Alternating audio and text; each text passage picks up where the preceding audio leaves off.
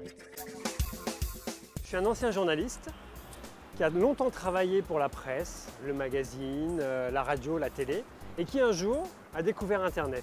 En écrivant avant, j'avais aucun retour avec mes lecteurs. Or aujourd'hui, avec tous les outils qui existent, la possibilité de déposer des commentaires, les emails, etc., j'avais un retour direct des lecteurs à mes écrits. Donc, imaginez un petit peu avant comment ça se passait, il fallait qu'un lecteur envoie au courrier des lecteurs une lettre de réclamation sur un problème, etc. Aujourd'hui, j'ai ce feedback instantané via Internet. Donc à partir de ce moment-là, tout a changé pour moi. Je me suis mis à écrire essentiellement pour Internet. Je me suis également beaucoup intéressé aux communautaires, ce qu'on appelait avant les forums, etc. Tout ce qui faisait que des gens se réunissaient sur Internet et partageaient une même passion. Donc ça m'a beaucoup intéressé. J'ai monté une société qui tournait autour de ça. Moi, ce que j'aime bien dans les réseaux sociaux, c'est pas tant la dimension virtuelle, c'est la dimension réelle qu'ils permettent. Depuis des années, j'organise des événements qui sont nés sur Internet, sur les réseaux sociaux et qui chaque mois réunissent de 50 à 100 personnes dans la vraie vie.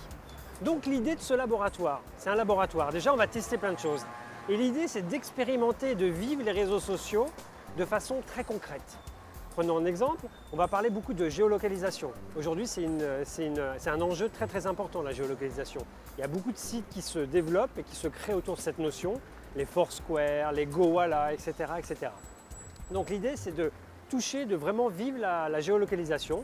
On va par exemple naviguer dans Paris, se promener dans Paris, faire un jeu de piste avec une tablette, aller à la recherche d'indices. Et à chaque fois qu'on les trouvera des indices, on devra se localiser. Et donc du coup, on va utiliser ces outils pour indiquer où on est, pour indiquer nos découvertes. Donc concrètement, les réseaux sociaux, on va les faire vivre à travers une expérience sur le terrain et de façon vraiment très concrète.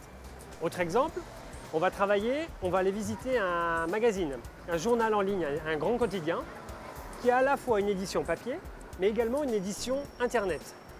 Et beaucoup de présence sur les réseaux sociaux. Et on va voir comment se crée le journal du lendemain et comment ce journal du lendemain existe déjà sur les réseaux sociaux avant même sa parution le lendemain en format papier.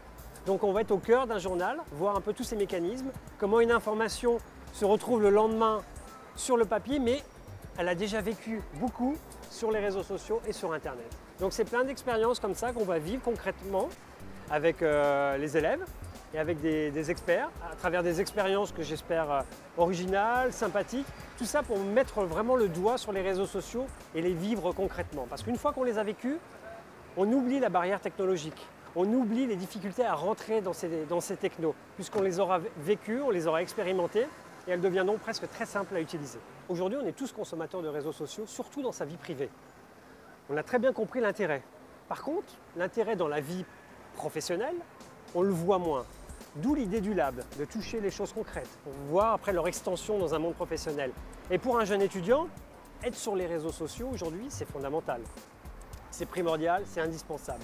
Pas pour y raconter forcément tout ce qu'il fait d'un point de vue privé, mais également pour commencer à travailler son personal branding, à dire qui il est, quelles sont ses passions, vers quel axe stratégique, disons vers quel domaine il veut se diriger plus tard, et comment nos études, le cursus qu'il est en train de suivre, peut l'aider, l'encourager et faciliter en fait cette démarche vers son projet professionnel à venir. Voilà, concrètement, comment je vois les réseaux sociaux d'un point de vue de l'élève en fait, comment ça peut l'aider justement à mieux voir et bâtir son projet professionnel.